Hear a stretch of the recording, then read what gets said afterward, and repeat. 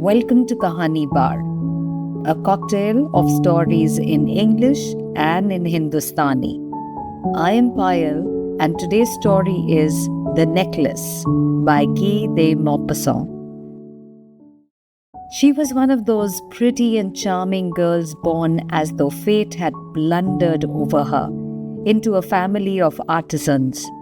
She had no marriage portion, no expectations, no means of getting known, understood, loved, and wedded by a man of wealth and distinction. And she let herself be married off to a little clerk in the Ministry of Education.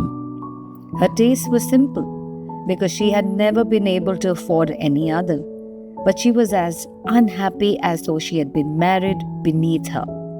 For women have no caste or class, their beauty, grace, and charm serving them for birth or family, their natural delicacy, their instinctive elegance, their nimbleness of wit are their only mark of rank and put the humblest girl on a level with highest lady in the land. She suffered endlessly, feeling herself born for every delicacy and luxury. She suffered from the poverty of her dwelling, from its mean walls, worn chairs, and ugly curtains. All these things, of which other women of her class would not even have noticed, tormented her and made her feel indignant. The sight of the little Breton girl who came to do the work in her little house aroused heartbroken regrets and hopeless dreams in her mind. She imagined silent antechambers, heavy with oriental tapestries, lit by torches in lofty bronze sockets, with two tall footmen in knee breeches dozing in large armchairs, drowsy with the heavy warmth of the stove. She imagined vast salons hung with antique silks, dainty cabinets containing priceless curios, and small charming perfumed rooms created just for little parties of tete-a-tetes with closest friends, men who were whispered about and sought after. When she sat down for dinner at the round table covered with 3 days old tablecloth opposite her husband, who took the cover off the soup tureen, exclaiming delightedly, "Aha! Scotch broth! What could be better?" She imagined dainty dinners, gleaming silver, tapestries peopling the walls with ancient personages of the past age and strange birds in fairy forests. She imagined exquisite dishes served in marvelous plates, murmured gallantries, listened with sphinx-like smile, while savoring rosy flesh of a trout or wings of a quail. She had no dresses, no jewels, nothing. And these were the only things she loved. She felt that she was made for them. She had longed so eagerly to charm, to be desired, to be wildly attractive and sought after. She had a rich friend, an old school friend whom she refused to visit, because she suffered so keenly when she returned home. She would weep whole days from chagrin, regret, and from duress. One evening, her husband came home with an exultant air, holding a large envelope in his hand.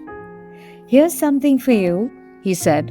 Swiftly, she tore the paper and drew out a printed card on which were these words: "The Minister of Education and Madame Ramponneau request the pleasure of the company of Monsieur and Madame Loisel at the Ministry on evening of Monday, January the 18th.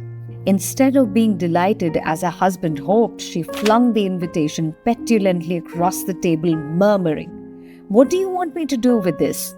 "Why, darling, I thought you'd be pleased. You never go out, and this is a great occasion. I had tremendous trouble to get it. Everyone wants one. It's very select, and very few go to the clerks. You'll get to see all elite." She looked at him out of furious eyes and said impatiently, "And what do you suppose I am to wear at such an affair?" He had not thought about it. He stammered, "Why, the dress you go to the theatre in? It looks very nice to me." He stopped, stupefied and utterly at a loss, when he saw that his wife was beginning to cry. 2 large tears ran slowly down from the corners of her eyes towards the corners of her mouth. "Oh, what's the matter with you? What's the matter with you?" he faltered, but with a violent effort she overcame her grief and replied in a calm voice, wiping her wet cheeks, "Nothing. Only I haven't a dress and so I can't go to this party. Give your invitation to some friend of yours whose wife will be turned out better than I shall." He was heartbroken.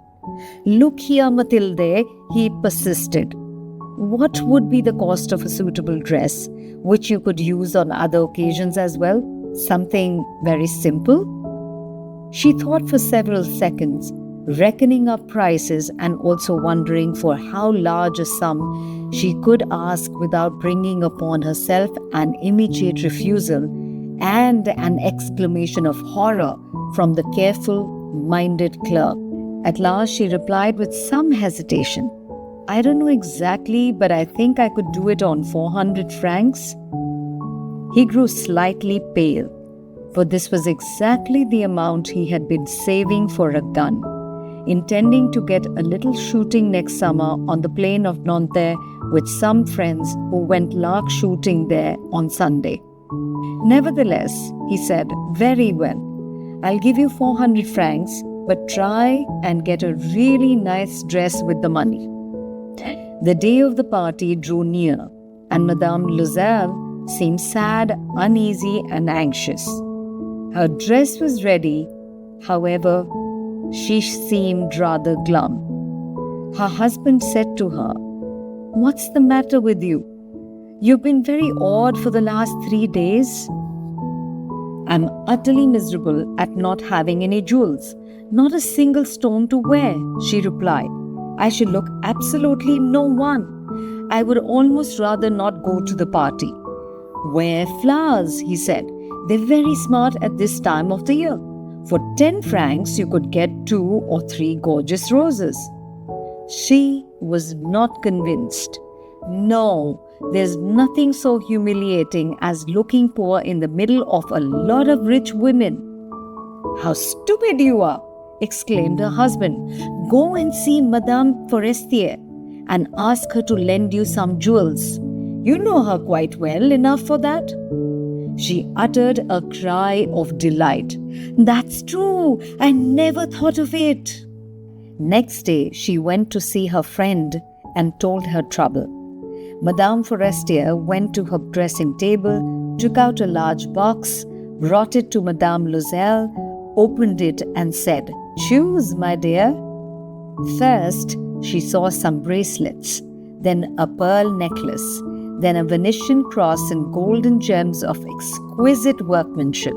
She tried the effect of jewels before the mirror, hesitating, unable to make up her mind to leave them, to give them up. She kept asking, "Haven't you anything else?" "Yes, look for yourself. I don't know what you would like best." Suddenly, she discovered in a black satin case a superb diamond necklace. Her heart began to beat covetously. Her hands trembled as she lifted it.